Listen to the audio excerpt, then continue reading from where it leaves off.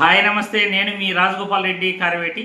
ఈనాడు ఆంధ్రజ్యోతిలో కథనాలు రాస్తారు. చంద్రబాబు నాయుడు ప్రెస్ మీట్ పెట్టాడు, పలానా మాట్లాడాడు అని పెడుతుంటారు. ఆ కథనాలు చూసినప్పుడు ఆశ్చర్యం వేస్తుంది. అరే, ఈయన ఏం మాట్లాడుతున్నాడు, అందులో ఏమైనా లాజిక్ ఏమైనా ఉందా, ఆయన మాట్లాడిన దానికి అసలు వాస్తవానికి ఏం జరుగుతూ ఉంది అనేది ప్రజలకు ఖచ్చితంగా వివరించే ప్రయత్నం చేయాలి. ఎందుకంటే కొంతమంది ఈనాడు ఆంధ్రజ్యోతి పత్రికలు ముఖ్యంగా చదివేవాళ్ళు, వాళ్ళకి ప్రపంచంలో ఏం జరుగుతూ ఉందో కూడా తెలియదు. ఇదే ఈనాడు ఆంధ్రజ్యోతి కథనంలో ఏదైతే రాస్తారో అదే నిజమని అనుకుంటారు వాళ్ళు. అలాంటి వారి కోసం కొన్ని నిజాలను ప్రజలకు వివరించే ప్రయత్నం చేయాలి.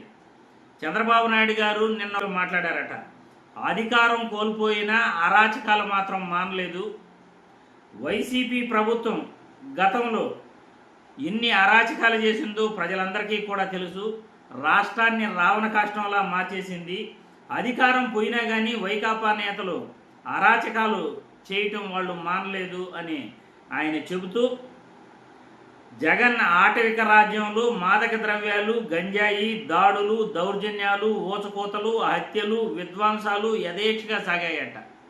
విశాఖపట్నంలో పట్టుకున్న కంటైనర్ 25,000 టన్నులు అందులో మాదక ద్రవ్యాలు ఉంది అని చెప్పారు. కానీ సిబిఐ వాళ్ళైతే అందులో ఏమీ లేదు, అది ఖాళీ కంటైనర్ అని కోర్టులు పూర్తిగా విచారణ అనంతరం వాళ్ళు క్లియర్ చిట్ ఇవ్వటం జరిగింది. అంటే చంద్రబాబు నాయుడు చెప్పినటువన్నీ అబద్ధాలు. 25,000 టన్నులు రాష్ట్రంలో మాదక ద్రవ్యాలు పట్టుకున్నారు కంటైనర్లు విశాఖపట్నంలో అని ఏదైతే చెప్పారో సిబిఐ వాళ్ళే అందులో ఏమీ లేవు, అదంతా తప్పుడు న్యూసు, అది ఖాళీ కంటైనర్ అని చెప్పడం జరిగింది. అదేవిధంగా ఆయన మళ్ళీ మాట్లాడుతూ, వల్లభనేని వంశీ దళిత సామాజిక వర్గానికి చెందిన సత్యవర్ధన్ను అపహరించి తప్పుడు వాంగ్మూలం కోర్టులో ఇప్పించాడట. అటువంటి వ్యక్తుల వల్ల వాళ్ళ తల్లిదండ్రులు మానసిక వేదనకు గురై ఆ సత్యవర్ధన్ను చంపేస్తానని బెదిరిస్తే ఇది ఎంతటి దారుణం, ఇది ఎంతటి అరాచకం అని అంటున్నారు. ఇక్కడ వాస్తవంగా చంద్రబాబు నాయుడికి తెలియాల్సింది ఏమిటంటే, వల్లభనేని వంశీ గారు ఈ కూటమి ప్రభుత్వం అధికారంలోకి వచ్చిన తర్వాత ఆయన గన్నవరంలోనే లేడు, ఆంధ్రప్రదేశ్ రాష్ట్రంలోనే లేడు, ఆయన హైదరాబాదులోని గచ్చిబౌలి ప్రాంతంలో ఆయన ఉంటున్నాడు. గత 9 నెలల నుండి కూడా ఆయన తెలంగాణ రాష్ట్రంలోనే ఆయన నివసించడం జరుగుతున్నది.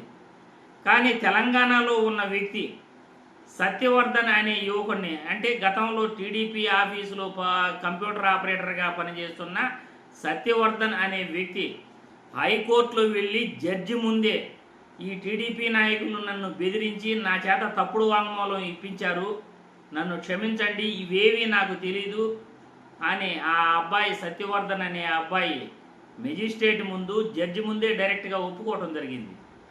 ఈ సత్యవర్ధన్ అనే అబ్బాయిని హైదరాబాదులో ఉన్న వంశీ గారు, వల్లభనేని వంశీ గారు ఈ అబ్బాయిని కిడ్నాప్ చేశాడట. చెప్పడానికి కూడా ఒక అర్థం ఉండాలి.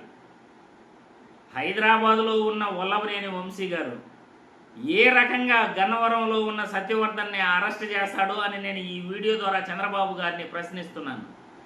మనం మాట్లాడే మాటకి, మనం చెబుతున్న దానికి ఏదైనా సింక్ అయ్యేటట్లు ఉండాలి. వల్లభనేని వంశీ గారు ఆయన హైదరాబాదులో నివసిస్తున్నారు. గత 9 నెలల నుండి కూడా ఆయన ఆంధ్రప్రదేశ్లో లేడు. అటువంటిది ఆయన గన్నవరంలో వచ్చేసి మేజిస్ట్రేట్ ముందు ఆ అబ్బాయి వాంగ్మూలం చెప్తే ఆ అబ్బాయిని బెదిరించాడని, కుటుంబ సభ్యుల్ని బెదిరించాడని, కిడ్నాప్ చేశాడని ఇలాంటి ఆరోపణలు చేయటం చంద్రబాబు గారికి తగునా అని నేను ఈ వీడియో ద్వారా తెలియజేస్తున్నాను. మన ప్రభుత్వంలో ఏం చేస్తున్నారు, రెడ్ బుక్ రాజ్యాంగాన్ని ఏ విధంగా అమలు పరుస్తున్నారు తమరికి బహుశా తెలియదు అనుకుంటా. వైసీపీ నాయకులపై జరుగుతున్న దాడులు బహుశా మీకు తెలియదు అనుకుంటా. జోగిని రమేష్ గారి పైన కక్ష తీర్చుకున్నారు, నాని గారి పైన కక్ష తీర్చుకున్నారు, తర్వాత ఇప్పుడు వల్లభనేని వంశీ గారి పైన కక్ష తీర్చుకుంటున్నారు. కూటమి ప్రభుత్వంలో అధికారంలోకి రాగానే కొడాలి నాని గారి ఇంటిపై కోడిగుడ్లు వేయించారు. చెవిరెడ్డి భాస్కర్ రెడ్డి గారు బాకరాపేట, చిత్తూరు జిల్లాలోని బాకరాపేటలో అమ్మాయిపై అఘాయిత్యం జరిగితే వెళ్ళి పలకరించడానికి వెళ్ళాడు. పలకరించడానికి వెళ్ళి వాళ్ళకి ఓదార్పు ఇచ్చిన ఆయన్నే తిరిగి ఆయనపైనే కేసు పెట్టడం జరిగింది. ఎంత దారుణం! మీరు వైసీపీ నేతలపైన, పరామర్శించడానికి వెళ్ళిన వాళ్ళపైన, మీరే కేసులు పెడతారు, మీరే వాళ్ళపై ఇబ్బంది పెడతారు. మళ్ళీ అరాచకాలు వైసీపీ ప్రభుత్వం చేసింది అని అంటారు. వైసీపీ ప్రభుత్వం అరాచకాలు చేస్తే 2.70 లక్షల కోట్లు ప్రజల అకౌంట్లో ఎలా వేసిందయ్యా? 2.5 సంవత్సరం కరోనా కష్టకాలం వస్తే ఆ రోజు ఉద్యోగులకి జీతాలు కానివ్వండి, సంక్షేమ పథకాలు కానివ్వండి, ఏ రోజు జగన్మోహన్ రెడ్డి ఆపలేదు. అరాచకాలు చేసే ప్రభుత్వం ప్రజలకు అకౌంట్లో సంక్షేమ పథకాలు వేయగలదా? ఈరోజు మీరు ఏ అరాచకం చేయలేదు అని అంటున్నారు. పోనీ మీరు ఇచ్చే ఎన్నికలలో ఇచ్చిన ఎన్నికల హామీలు ఒక్కటైనా మీరు నిలబెట్టుకున్నారా? వృద్ధాప్య పింఛన్ ఇచ్చాము అని అంటున్నారు. ఎంతమందికి ఇస్తున్నారు? గత ప్రభుత్వంలో 66 లక్షల మందికి ఇస్తే ఈ ప్రభుత్వంలో 60 లక్షల మందికి కూడా ఇవ్వట్లేదు. గ్యాస్ కనెక్షన్ ఉచితం అని అన్నారు. గ్యాస్ కనెక్షన్ ఎంతమందికి ఇస్తున్నారు? మీరు ఎన్ని నెలలకు ఒక గ్యాస్ ఇస్తున్నారు? 4 నెలలకు ఒక గ్యాస్ ఇస్తున్నారు.